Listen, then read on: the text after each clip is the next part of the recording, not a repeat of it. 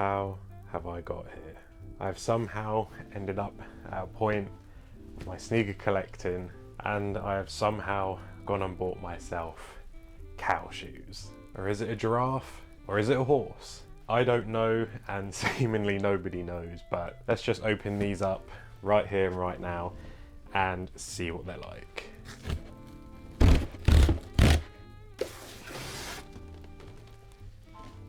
And that sneaker is the Nike Airfoot Escape Woven. Right, here we go. Let's see what they're like for the first time in person. Okay.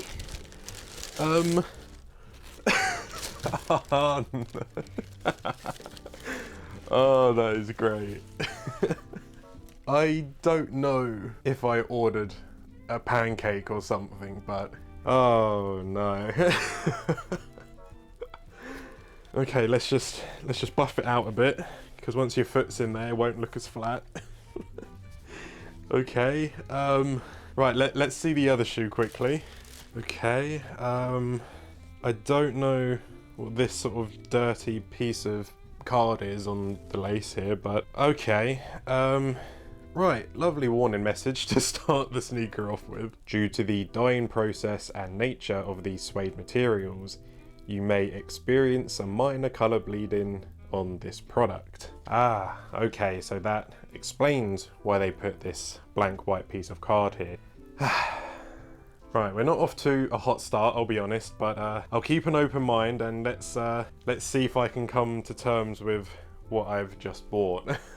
Okay, so these are the Nike Airfoot Escape Woven. Now I believe it's been a couple of years since they've released, and many people were very excited to hear that they were returning. Now these are a first for me, and I must say they are very unique, but for myself, I think they just leave a bit too much to be desired. So the colorway is called Natural and Brown, which I guess makes sense. Now, Nike advertises this pair around everything horse, with what they call faux horsehair leather. Now, I will be honest that it does feel very weird and kind of greasy, if that makes sense. I'm not sure if I entirely like it, but I guess if it's on my foot, then I won't really feel that. It is different, that's for sure. I'm just still trying to wrap my head around this sneaker. It is very polarizing in its design. And of course, the most polarizing thing in its design is this woven material that we see going all throughout the sneaker.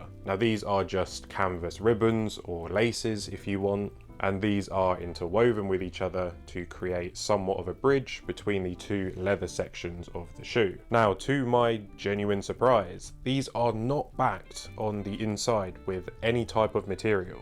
I really did think that these were going to be lined with some type of material, any material in fact, to stop water and dirt getting through, but I guess that's not the case with these. I guess I understand that is the whole point of the shoe, as that is the main design feature of it, but it is kind of a letdown if I'm being honest. And looking closer at just how the ribbons or laces are interwoven, it doesn't look like the best of job, I'll be quite honest. You can try and fool yourselves if you want that the craftsmanship on a pair like this is high standard, but the more I look around this shoe, the more that goes out the window for myself, and the overall rating does go down. It does come with a very thin suede tongue as well. There isn't much to this shoe in terms of padding, which again was to be expected by the pictures, but I really didn't think it was going to be this lackluster. And whether you want to consider the animal print of the sneaker to be either a cow, a horse, or even a giraffe, it can just be whatever you want. At the end of the day, it doesn't really matter, does it? And I just have to quickly point out the outsole looks narrow and wide at the same time. We can see here by the forefoot section where the black rubber material really curves in harshly and gives that illusion that it is quite a narrow shoe. But looking from the inside, it looks quite wide foot friendly, so I'll give it that. Typically my camera did just run out of battery then, so whilst it was charging just to get a little bit more juice in it to record this last bit, I mulled it over and decided if I'm going to keep the Nike Air Footscape Wovens or return them, and I've decided I'm going to return them. As unique as they are and as interesting as this faux horsehair leather is, again, whether it is a horse, cow or giraffe print, I was simply expecting better overall quality with the sneaker. Now, this is not to say that you won't enjoy your pair if you did get these, as I was able to get my pair from the Sneakers Day drop on the 9th last week. I was out with my girlfriend for the day, but I remembered to enter in the raffle for these and I managed to get my UK 11 size. And I'm still happy I won them because it answered a lot of the questions that I had. It is just a very perplexing and different shoe that you don't see on the market from Nike themselves and any other brand. But I think for my taste, it is just a little bit too different. And hey, since I'm returning them, I may as well try them on foot.